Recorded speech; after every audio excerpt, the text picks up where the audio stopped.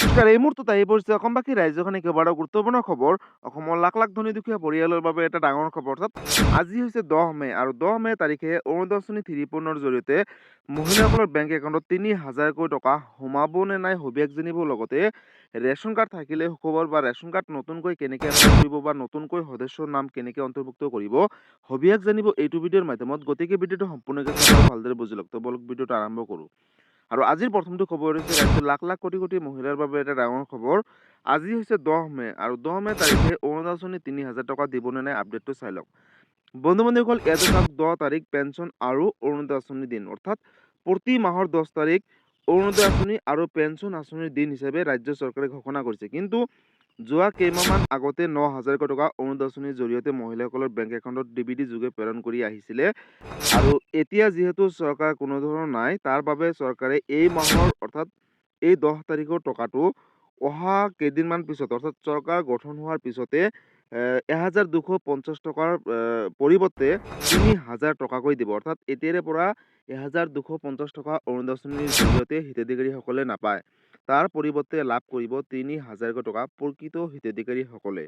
অৰ্থাৎ অৰুণোদয় আঁচনিৰ যিসকল হিতাধিকাৰী আছে তেওঁলোকে কিন্তু আজিৰ দিনটোত টকাটো নাপায় আৰু এই টকাটো কেইদিনমান পিছত পাব। চৰকাৰে ডেট ঘোষণা কৰিব শপত গ্ৰহণ কৰাৰ পিছতে আৰু 3,000কৈ টকাহে দিব এতিয়াৰে পৰা। গতিকে যিসকল প্ৰকৃত হিতাধিকাৰীসকল আছে তেওঁলোকেহে লাভ কৰিব 3,000কৈ টকা। যিসকলৰ বেংক একাউণ্টটো ঠিক হৈ থাকিব লগতে ডিবিটি লিংক থাকিব সেইসকল মহিলাহে লাভ কৰিব 3,000কৈ টকা অৰুণোদয় আঁচনিৰ জৰিয়তে। লগতে নতুনকৈ অৰুণোদয় আঁচনিৰ বাবে ফৰ্ম বিতৰণ কৰিব চৰকাৰে। আৰু যেতিয়া কৰে লগালগ এটা ভিডিঅ' বনাই আপলোড কৰিম, তাৰ বাবে চেনেলটোৰ লগত জড়িত হৈ থাকিব। লগতে আহি গ'ল নতুন নিয়ম।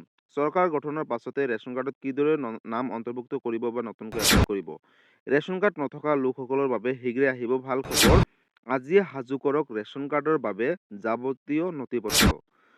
যদি আপোনাৰ পৰিয়ালৰ কোনো সদস্যৰ নাম অন্তৰ্ভুক্ত হোৱা নাই তেনেহ'লে কেনেকৈ আবেদন কৰিব সদস্যৰ নাম। পোনপ্ৰথমতে আপুনি অসম চৰকাৰৰ ৰাজহুৱা বিতৰণ ব্যৱস্থাৰ অফিচিয়েল ৱেবছাইটত যাব। নতুন নাম যোগ কৰিবলৈ নিৰ্ধাৰিত আবেদন পত্ৰখন বাছনি কৰিব। আবেদনকাৰী ঘৰৰ মুৰব্বীৰ সৈতে নতুন সদস্যজনৰ সম্পৰ্ক স্পষ্টকৈ উল্লেখ কৰিব লাগিব। নতুন সদস্যজনৰ আধাৰ কাৰ্ডৰ কপি থকাটো বৰ্তমান বাধ্যতামূলক। সদস্যজনৰ জন্মৰ প্ৰমাণপত্ৰ অথবা ভোটাৰ পৰিচয় পত্ৰৰ প্ৰয়োজন হ'ব। লগতে যদি কোনো মহিলা বিয়া হৈ ঘৰলৈ আহিছে তেন্তে তেওঁৰ আগৰ ৰেচন কাৰ্ডৰ পৰা নাম কৰ্তন কৰিব লাগিব। পৰিয়ালৰ মূল ৰেচন কাৰ্ডখনৰ এটা ফটোকপি আবেদনৰ সৈতে জমা দিব লাগিব এতিয়াৰ পৰা। লগতে আবেদন পত্ৰখনত নতুন সদস্যৰ নাম, বয়স আৰু পিতৃ মাতৃৰ নাম শুদ্ধকৈ থাকিব লাগিব।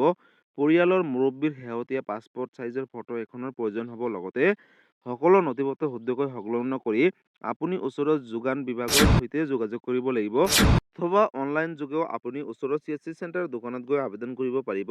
সংশ্লিষ্ট বিভাগীয় বিষয়ৰ দ্বাৰা আপোনাৰ নথিপত্ৰসমূহ পৰীক্ষা কৰা হ'ব। লগতে সকলো তথ্য ঠিক থাকিলে অতি কম দিনৰ ভিতৰতে নতুন সদস্যৰ নাম ৰেচন কাৰ্ডখনত অন্তৰ্ভুক্ত হ'ব। নাম অন্তৰ্ভুক্ত হোৱাৰ পাছত আপুনি অনলাইন যোগে নতুন ডিজিটেল ৰেচন কাৰ্ডখনো ডাউনলোড কৰি ল'ব পাৰিব। আৰু তাৰ পিছৰে পৰা যিজন সদস্যৰ নাম আহি যাব নতুন লিষ্টখনত, তাৰ পিছতে তেওঁৰ কিন্তু যিখিনি বিনামূলীয়া সামগ্ৰী সেইখিনি কিন্তু লাভ কৰিবলৈ সক্ষম হ'ব। গতিকে অৰুণোদয় আঁচনি ৰেচন কাৰ্ডক লৈ এইটো এটা ডাঙৰ আপডেট আছিলে। অৰুণোদয় আঁচনিৰ টকাটো আজিৰ দিনটোত নোসোমায়। লগতে ৰেচন কাৰ্ডৰ নাম অন্তৰ্ভুক্ত কৰিব পাৰিব এতিয়াৰে পৰা অনলাইন যোগে বা অফলাইন যোগেও পাৰিব। আৰু যদি কিবা সুধিবলগীয়া বা জানিব আছে আপোনালোকে মোক কমেণ্ট কৰি জনাব, মই নিশ্চয় ৰিপ্লাই দিবলৈ চেষ্টা কৰিম। লগতে এই ভিডিঅ'টো সকলো ৰাজ্যৰ মহিলাসকলৰ মাজলৈ শ্বেয়াৰ কৰি দিব যাতে এই ভিডিঅ'টো চাই সকলোৱে জানিব পাৰে এই আপডেটখিনিৰ কথা।